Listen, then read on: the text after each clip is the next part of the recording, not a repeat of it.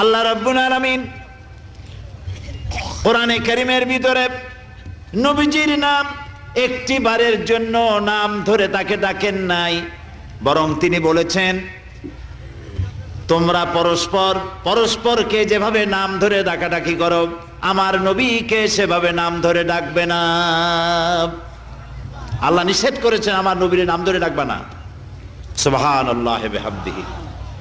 এই পৃথিবীতে যত নবী আসছেন সমস্ত নবীরা হলেন এলাকা ভিত্তিক নবী, অঞ্চল ভিত্তিক নবী।